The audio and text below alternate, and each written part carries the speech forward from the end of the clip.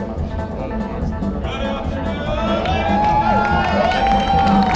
this on? Oh, hi everybody, how you doing? I'm Charles Phoenix. Welcome to Ghost Town 75. Make that hashtag Ghost Town 75. So did everyone, you look like you're all full of fried chicken, are you? Good. So are you excited to be here? Yeah! Are you excited to celebrate Knott's unbelievable anniversary? And I guess without further ado, we might as well just get going. But before we get started, I want to tell you a couple things. Everything's going to be fine. I'm supposed to be all poised and dignified and proper, but I'm so excited! I know, I'm so excited to be here because I love Knott's Berry Farm. How much do we all seriously love Knott's Berry Farm? So I was a little worried when I got up this morning because I had a really bad crick in my neck and I knew that I was going to go on Ghost Rider. So I thought either I'm going to be paralyzed or I'm going to be cured. Perfectly cured, no more crick in the neck.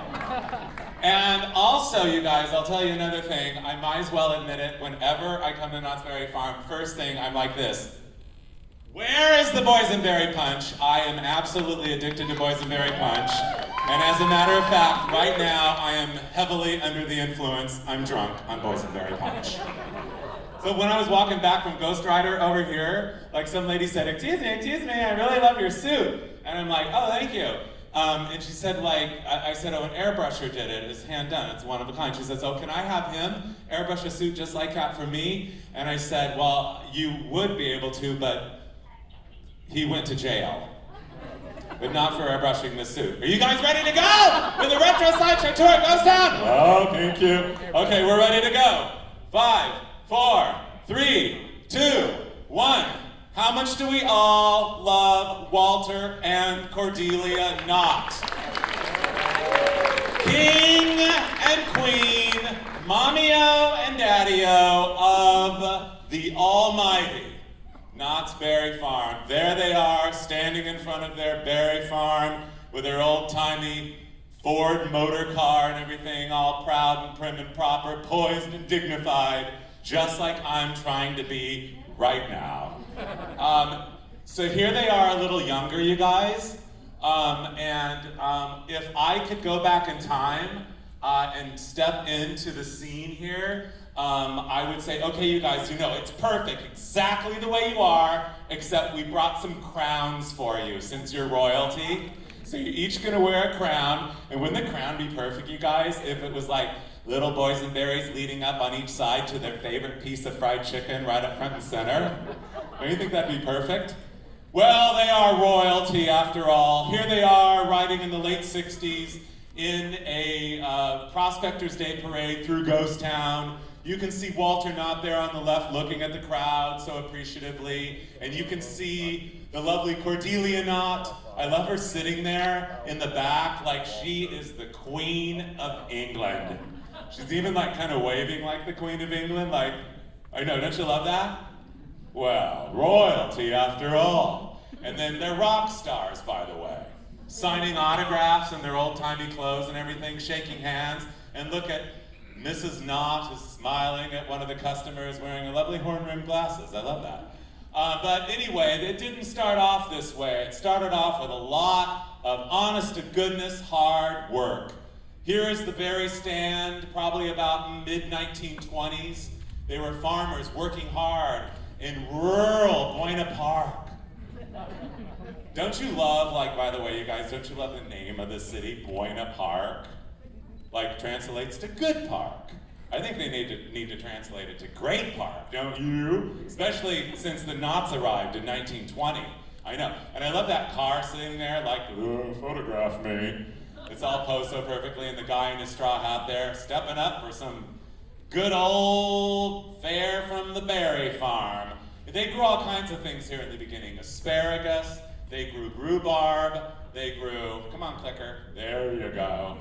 Wait, are those strawberries, like 1930s versions of strawberries? I can't even tell, yeah, they've gotta be strawberries, I can't tell. But whatever it is, she's about to find out. But yeah, no, they worked really, really, really hard, like farming and everything. I mean, there were farms all around here. Imagine this area with nothing but farms. As a matter of fact, it's impossible for us to comprehend this whole region in most of Southern California is orange groves and farms. But when they arrived and when this picture was taken in probably the late 1920s, that's what it was. But then one day, after like them being very, very, very, dedicated to like doing better and better and better and growing better and better crops and everything and better berries, he went to Anaheim, Walter Knott did, to a place, this guy named Rudolph Boysen, and who had invented hybridized the loganberry, the blackberry, and the red raspberry. Yeah, they all got together and made together this big old berry, the biggest, juiciest, sweetest, plumpest berry you ever saw. And but Mr. Boysen didn't much care about the berry. He just said, and Walter Knott said, no, I'm going to take those 3 little plants you have of that, what I'm going to call the Boysenberry. He's like, what? Yeah, you're going to name it after me? And he's like, Walter Knott's like, yes, I am. And so he took it back to the Knott's Berry Farm. Oh. And I know, it's like every time I say it, I just like, I get excited. It's thrilling. But anyway, and so he planted those 4 little boysenberry little vines, and a couple years later, whoa! The boysenberry turned into be a gold mine of a plant. So basically, the boysenberry came of age here and put Knott's Berry Farm on the map. Here is a slide of an original painting of Knott daughter. Her name was Tony, and this was painted in 1940, and it just illustrates the bountiful crop of boysenberries, and she's smiling. They're doing pretty good now. This very painting, I hereby do declare, if I wasn't dreaming, I saw it in the brand new, beautifully remodeled Knott's Berry Farm fried chicken dinner restaurant. Did you guys see it in there? It's in there. I think. I hope. But anyway, so everything's going just fine. Everything's going fine and dandy. And they've got their berry market. They've got a little tea room serving boysenberry jam and biscuits and stuff. And I guess tea to wash it down with. Sometimes those biscuits, But anyway, I love this berry market. There's Walter Knott there. And try our berry punch. Or no, it says something. Oh, drink our berry punch. Oh, I will. Don't worry. In fact, I have been all morning. But everything's fine, I'll be okay. Probably throw myself into a diabetic coma, but never mind that. Don't you love this customer standing there? Like, she really is super serious. I love her. She wants some berries. So here is, you can see the berry farm there you can see the berry farm, and up above everything is the boysenberry. And then, of course, the little bank of shops. You have a little nursery, which sells little berry plants and other little plants. You've got the berry market where they're selling the berries, and you've got the tea room where they are selling, those biscuits. Did you guys have plenty of biscuits? Wait, I know. It's like we can't even talk about the biscuits right now. So here we are inside the fried chicken dinner restaurant. The miracle is this fried chicken dinner dining room is still there, the original dining room. So yeah, so they didn't really intend to be in the fried chicken dinner biscuit, dinner biscuit, oh whoops. Fried chicken, I'm sorry, the biscuits. No, I love the chicken, of course, but before you eat the chicken, you eat the biscuits. So like when then you eat the chicken, like there's a little place in your belly for it all like to rest so perfectly and everything. Oh. I know. So so they basically, the only reason they started serving chicken is because they were trying to make ends meet. This was during the Depression, 1934. And one Sunday afternoon, I don't know what happened, some people came into the cafe and said, we want more than biscuits and jam and sandwiches. Can't you please, and Mrs. Knott, being the lovely hostess with the mostest that she is, was, and always shall be, said, I could fry up some chicken. Well, she fried up some chicken, and apparently, I guess that we might as well get it out in the open now. Mrs. Knott really knew how to fry up some chicken. So the first 10 dinners were served on the wedding china that day. Well, everything was going just fine and everything, and before you know it, Walter and Cordelia Knott they're buying more chickens in Orange County in all of Southern California than every other chicken customer combined. And here you got Mr. Knott on the right, and Mr. Chicken Man there on the left. And look, they're weighing a 2-pound chicken. I know. Oh, plump and juicy, plump and juicy. Now, they also invented, this is not Mrs. Knott, this is one of her employees. Apparently, from what I've been told, Mrs. Knott ran that kitchen with a military precision. They are not messing around here. No, not when you got a zillion people waiting in line for fried chicken dinner. No, so they're frying chicken dinner, like in the assembly line way. I'm not sure what kind of, what pieces those are there, down there on all those plates stacked up. It looks like to me like they're pieces that have already been eaten, but I'm not sure. But whatever it is, I'm sure it's delicious. What's for dessert? How about, oh, here's Mrs. Knott. I love her, like with the boysenberries, like getting ready to she's measuring, oh, military precision on everything. She's measuring like how many boysenberries are gonna go in there or whatever. And I love the expression, did you take the picture yet? I love the expression, don't you? I know. Love you, you're so awesome. You're a hero of ours, I hope you know that. Even with that expression on your face. Love you, and oh, here it is now. Behold the Almighty, piece of boysenberry pie. Oh, I know. Anyway, I love this particular piece though, because it's like the one piece in the whole pie that got the nostril. And I love that little flake of crust over there on like the left there that's like, no, I don't want to stay in the pan, I want to go with. I'm going. So yeah, the boysenberry pie here and everything, I know, like after you had like then the biscuits and everything, and then you've got your like the rhubarb and your corn and your cabbage and everything, and then the fried chicken's on that, and then just to coat it all, pie. So good, I know. So it is indeed a family affair, let it not go unsaid. Walter and Cordelia on their left.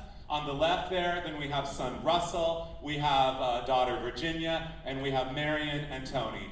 This is the Walter Knott family right here.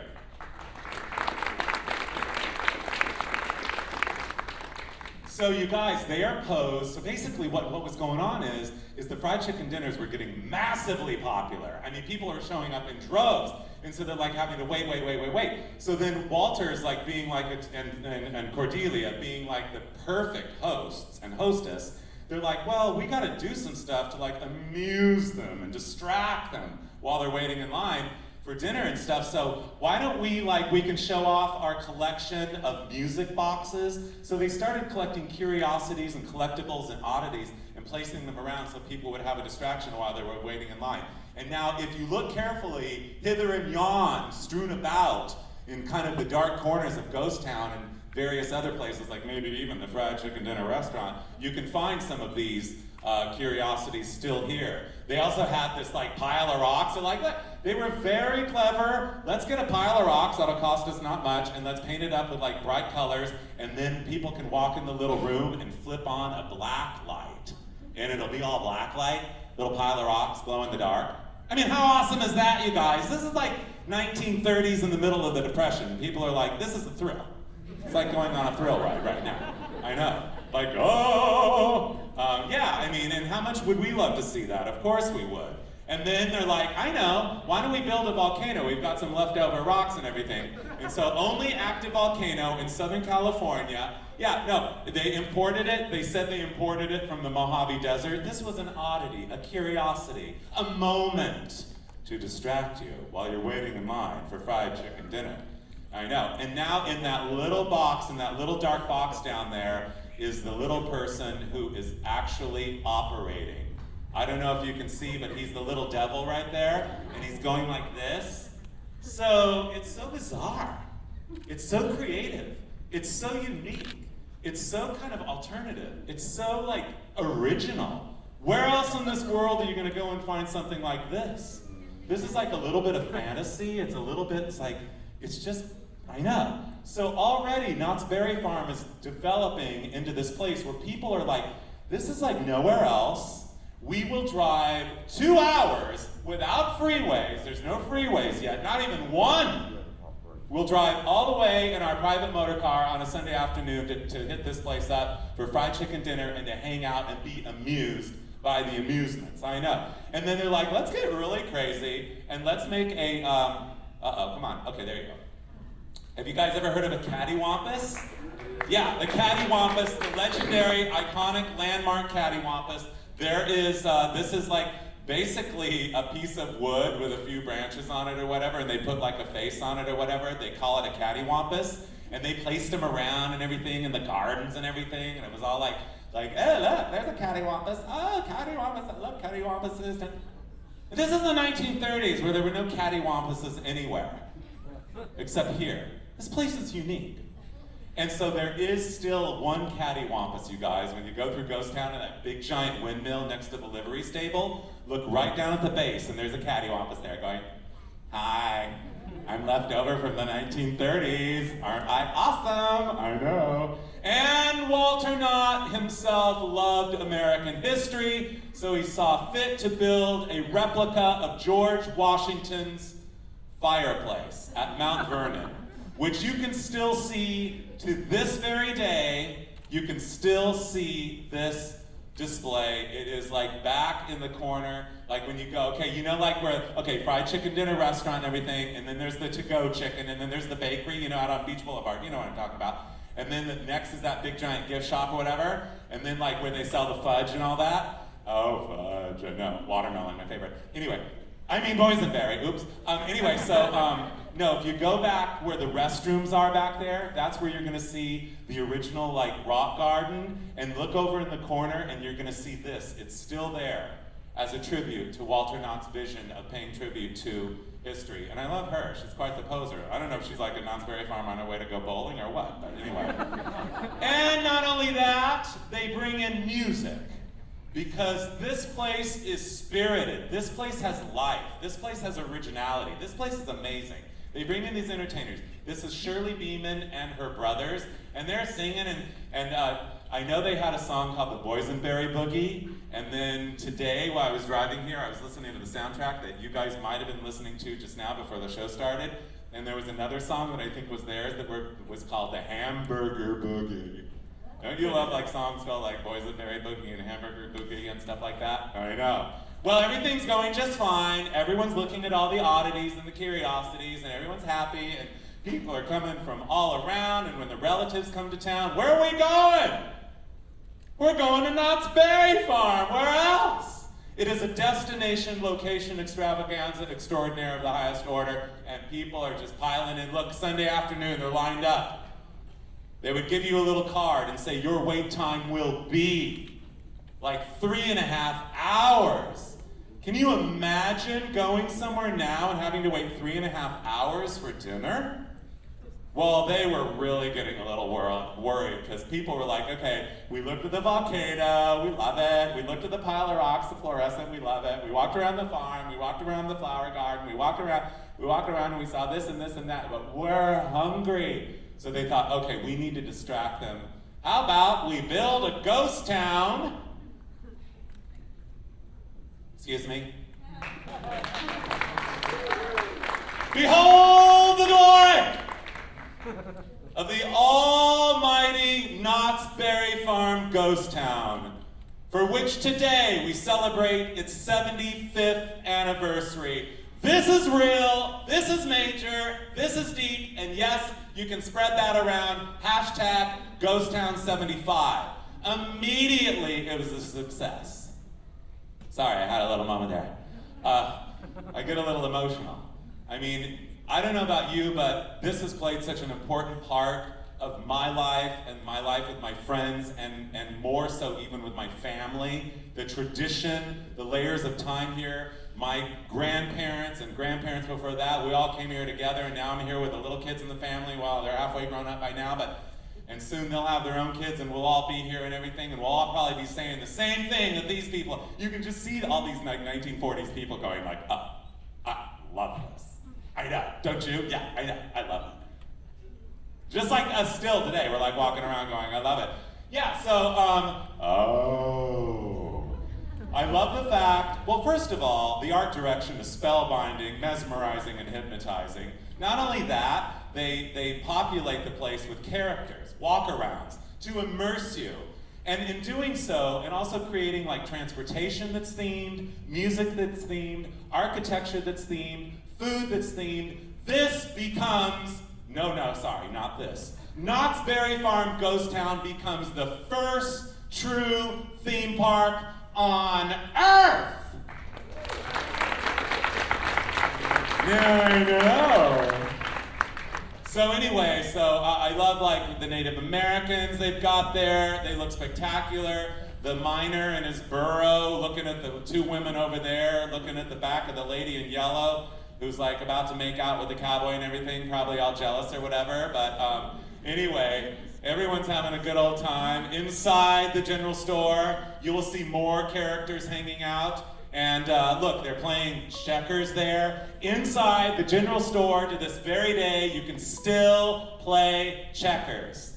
So I highly recommend, if you really want to have a legendary, landmark, iconic Knott's Berry Farm moment, go in and sit down and play a game of checkers. There is no law against it. In fact, you are invited. Yeah, and the guy's playing music and everything, and look at all those products and all that and everything. I know. And don't you love that old potbelly stove there? Still there! I know, I love layers of time. And Knott's Berry Farm has that. I love when you walk in here. When I walk in here, and I'm sure you feel the same way, you can feel the heart and soul. You're not just anywhere. You're at Knott's Berry Farm. This place has depth and character, and it's for me, it's like, I just feel like this is such, I'm so happy to be here right now, honoring the memory of Walter and Cordelia Knott and all that. But speaking of, anyway, we're not talking about that right now. We're talking about, and Goldie's, the rooms, and ladies of the evening. I know, scandalous! But true to every ghost town, they have to have and then look, the miners like going around and everything and all that. And then you got the sheriff's office over there on the left. That's where you can go inside now and you can play cards and everything and with the sheriff and try to talk about like hunting down like outlaws and stuff and all that. You can actually go in there and do that. And then those people standing there looking down between those buildings, they're looking inside the little jail where Ghost Town's most famous citizen is celebrating right now his 75th anniversary in jail. Nobody in the history of Orange County has ever been incarcerated longer than the one and only Sad Eye Joe. How much do we all love Sad Eye Joe? I know. It seems a little unfair, though, that he's still in jail because all he did was steal a horse. I know. Here he is.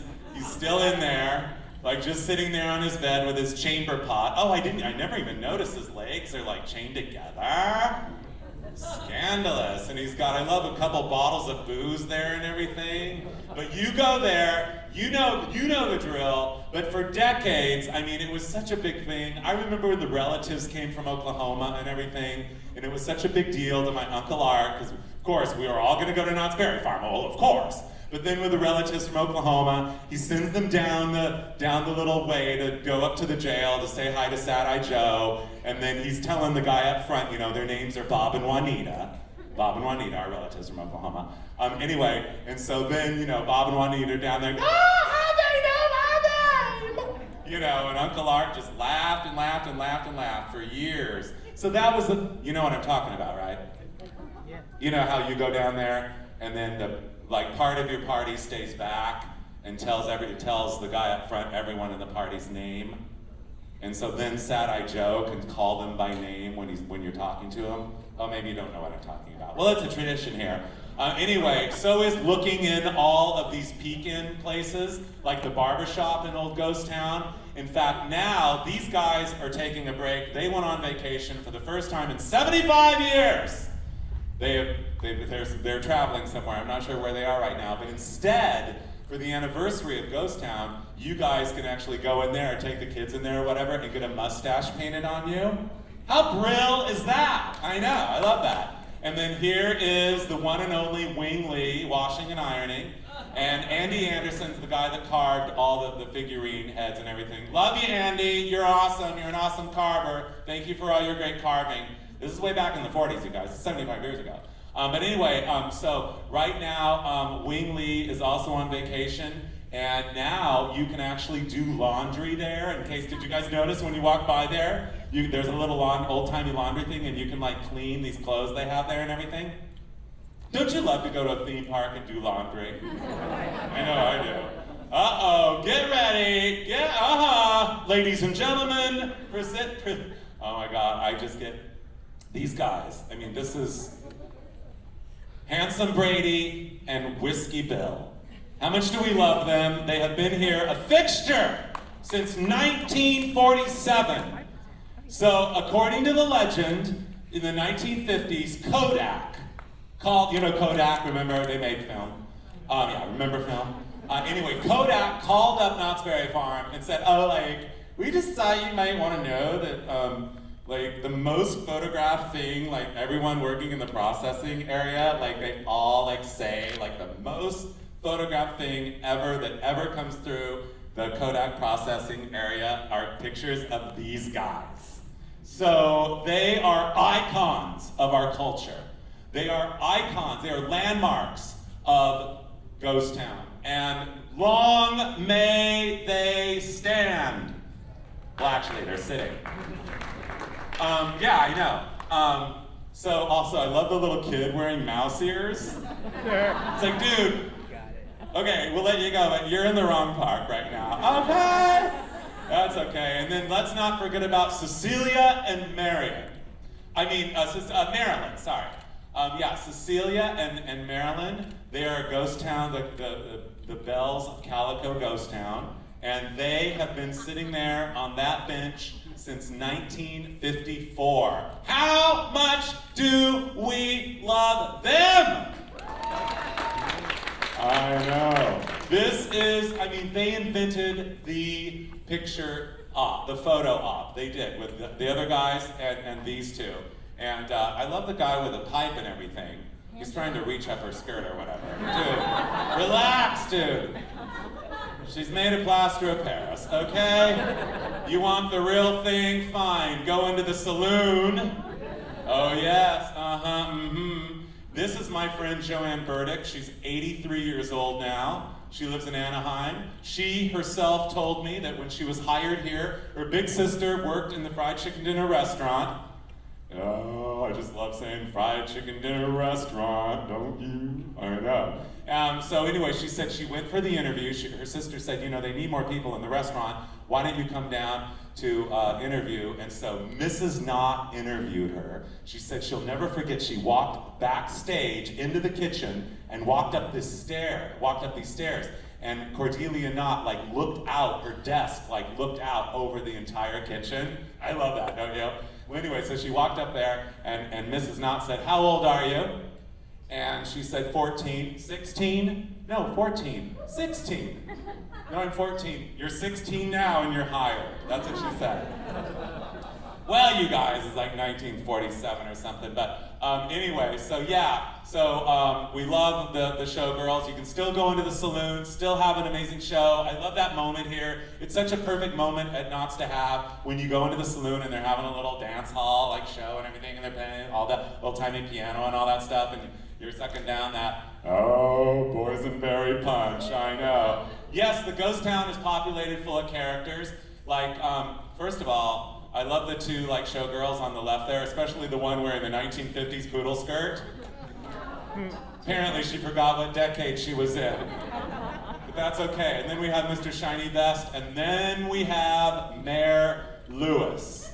This guy was an old vaudevillian comedian, and when vaudeville was over by the late 1940s, he's like, now what do I do? Somehow, some way, someday, one day, he discovered Knott's Berry Farm Ghost Town, where they had characters and stuff, and he's like, I'll go work there. And so he did. He was here for a while. And every day, according to legend, he lived in an old hotel in downtown Los Angeles.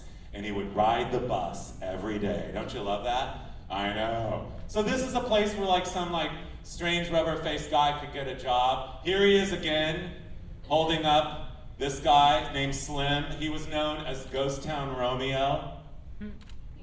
This is the 1950s. Where else could this guy get a job? Look at him. I know. In the 1950s, if you showed up for a job interview in this, it's not like now we're like, oh dude, like, you know, hashtag has beard or whatever. No, it's not like that. No, this was different. So, I mean, look at him. And he has this job here, and he becomes known as Ghost Town Romeo. And yeah, it was like this place is has already taken on this like larger than life, this very theatrical, very immersive, make-believe, magical place. It's happening. Out of this farm, they've grown this unbelievable landmark. And then we have this guy. He's the guy at the picture gallery. He's going to take your picture, and you can pose on any number of ways. But the favorite way, the number one way, is on that horse right there. And I will tell you right now, after this presentation today, if you want to have your picture taken in the picture gallery on that very horse, you can, because it's still there. I know. Yeah, like I said, this place has layers of time, it's been honored by time, and it has heart and soul, and it has that horse still here in the picture gallery. No, not picture gallery, not pic. No, picture, I know.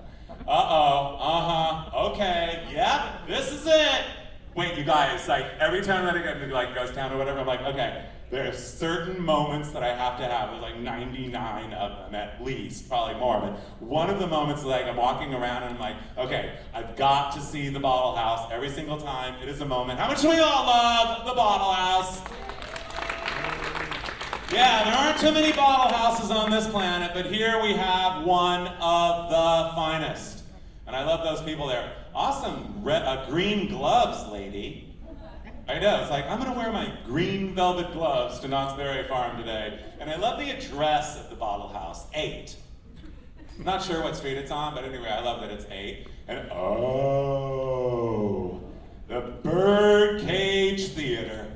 Since 1952. This is the home of the melodramas.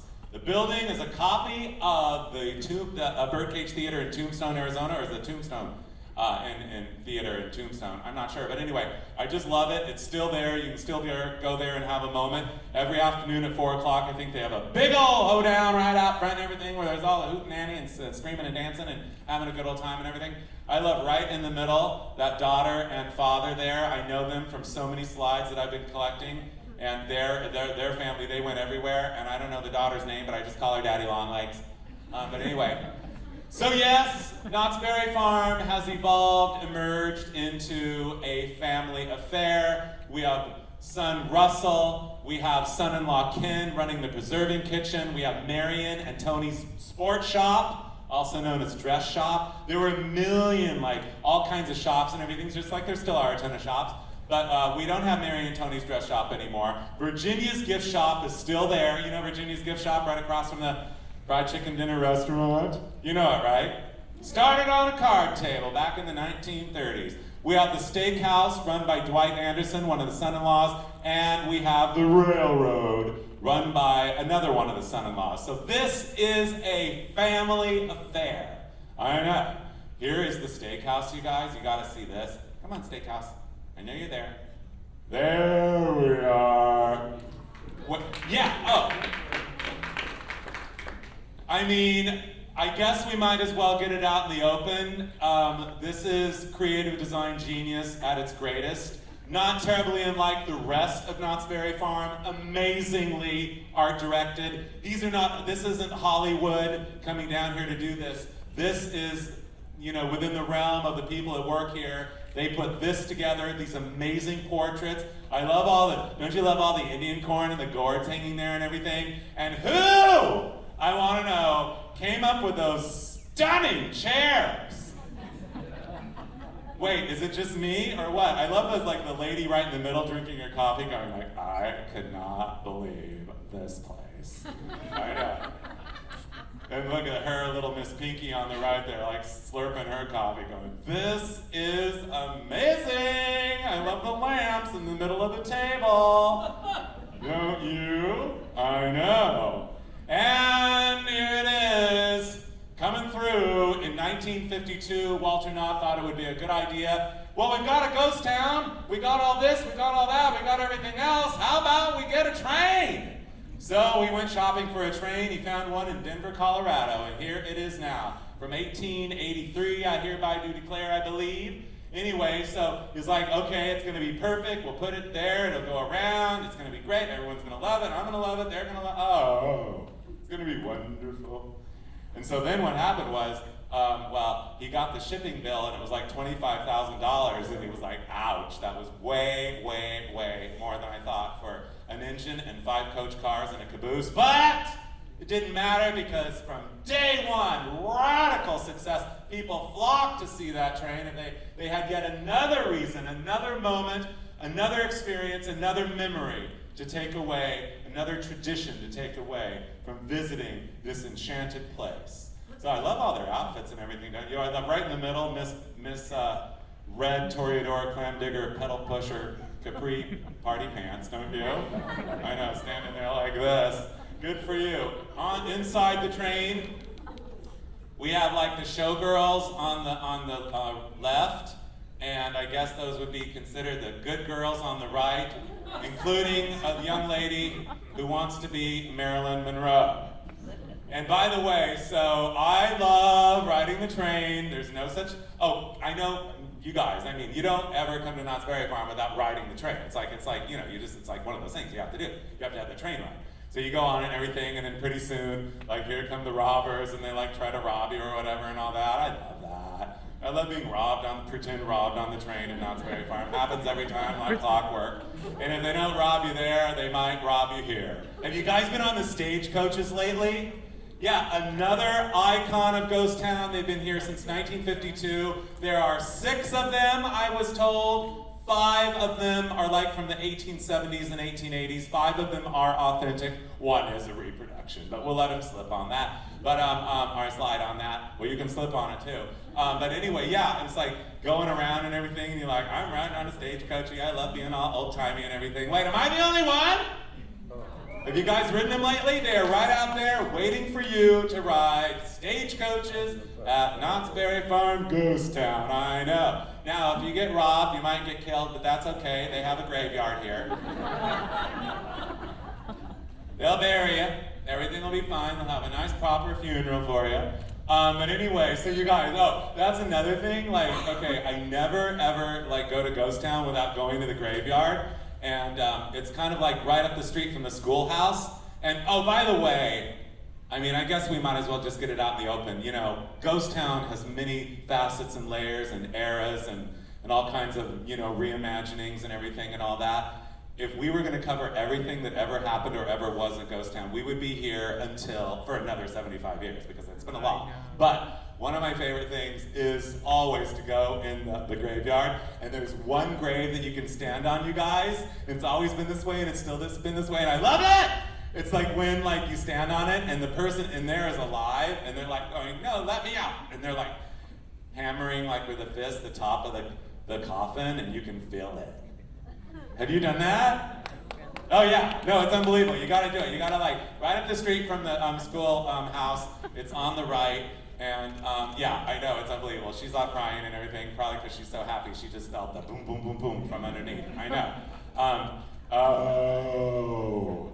Yes, I could not believe when I was here 2 days ago, hanging out, doing all the stuff that I love to do. Bang, bang, bang! They had a big shootout and everything. I love, I don't know what happened to that little, like when the guy actually dies and they roll him away. I don't know what happened to the Ghost Town Undertaker cart, but I really like it. It's like a lowered wheelbarrow.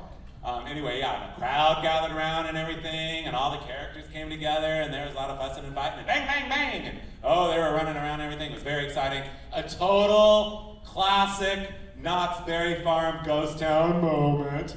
I know. Speaking of, oh, in the back, look, it says Haunted Shack. Behold the glory! The Haunted Shack. From 1954 to the year 2000, one of the most beloved attractions in all of Ghost Town. This is where the laws of physics went south, sideways, upside down, and backwards, where a bottle would roll up the hill, water would flow up, you would stand like, well, you thought you were standing this way, but you were standing this way, and a broom would stand up on an angle. I mean, it was bizarre. And anyway, like these people are going, yeah, we're having the haunted shack moment right now. And nice lime green capri pants there, honey. I know.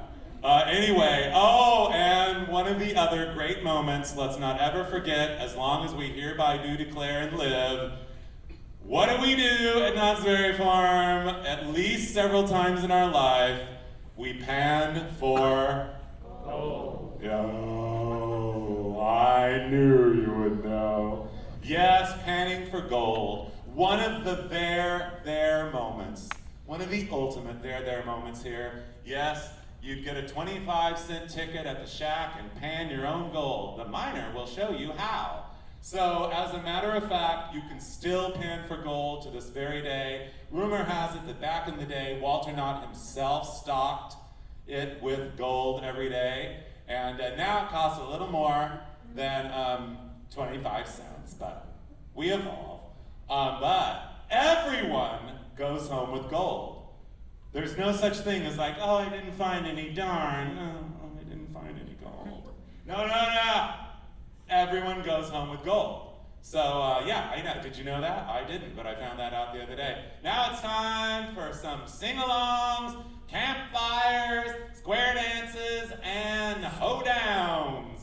Yes, this is the wagon camp, ladies and gentlemen, a semicircle of genuine, authentic wagons. Miracle that several of them are still there to this day. But we love, again, like I'll say it 1,000 times, if I said it once, the layers of time here, the heart and soul. And when you go in wagon camp, it's one of those, well, one of many places in Ghost Town that you can feel it. And yeah, I don't know what happened to the square dancers. I think they square danced themselves into oblivion or something. But now they have a big stunt show there, and they still have that big old bonfire. Don't you love that? I thought so. Then when you're done with that, you can maybe go on this. Come on now. There we are. How much do we all love the mine train ride? How proud were you to be part of the human race a couple of years ago when you came back to Knott's Berry Farm and you realized that it had been completely restored to its original form from stem to stern, upside down, inside out, and backwards, and so beautifully. Thank you, Knott's Berry Farm, for doing that. Because this is, I love this ride. I know you get on and everything and you're going and all that, and then you go into, oh, don't you love going into this area right now? This area? Oh, I know. Stalactites and stalagmites and everything and all those beautiful bright colors and all that. And it's one of those awe moments, one of the many awe moments here at Knott's when you hear the angels singing. And anyway, so you guys, the thing was though, this was actually the brainchild of a very creative man who worked in association with Knott's Berry Farm named Bud Hurlbut. Here he is right there. Nice tie, dude. Yeah, oh yeah, Bud, you're awesome because you invented the mine train, and Walter Knott's going like, what, dude? Now that you did the mine train, you want to do what? A log ride? You mean to tell us that, like, people are going to ride in a fake hollowed out log, and they're going to go like this and stuff, and then all of a sudden, whoosh. And he goes, yeah, and it's going to be totally awesome. Well, not too terribly long later, it came along in 1969, and there she is. The one and only, there he is, Walter Knott, and there's Cordelia Knott, christening it with like a bottle of Boysenberry punch, I think, or Boysenberry syrup. Doesn't matter as long as it's Boysenberry. Anyway, and I love the guy reaching around like to see what the back of her arm has to say. But anyway, yeah, I'll never forget. I'm just the right age. I was a little kid when the log ride opened and everything. But I mean, it was major. I mean, have you been on the log ride yet? I mean, those words spread across Southern California, and I'm not sure how much, but further. Everyone was talking about this log ride. Have you been on the log ride? Have you been on the log ride? So, of course, everyone had to come to Knott's Berry Farm to go on the log ride. Don't you love that moment when you're going down and everything? Even more so than when you're right there and you go, whoa! One of those iconic moments in Knott's Berry. Wait, is it just me? How much do you guys love it? Yeah. I know. We love Log Ride. And here he is right now, Walter Knott himself, riding with the ride's creator, Bud Hurlbut. We love you guys. You're awesome.